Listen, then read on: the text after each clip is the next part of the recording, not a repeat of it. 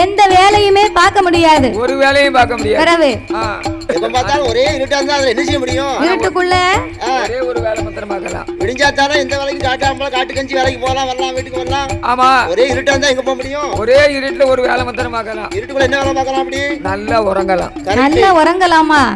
உறங்கணும்னா கூட அதுக்கு காத்தாடி வேணும்யா. காத்தாடி வேணுமோ? காத்தாடி இல்லாம கண்ணு அவியுமா?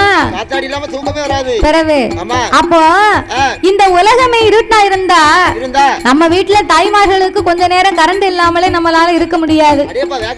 பிறகு காலையில எழுந்தரித்து இந்த அம்மா காட்டுக்கு போறவருக்கு சாப்பாடு ஆக்கி கொடுக்கணும்னு வை. அதுக்கு என்ன செய்யணும்? அதுக்கு இப்ப கரண்ட் வேணும். கரண்ட் வேணும்னா எப்படி?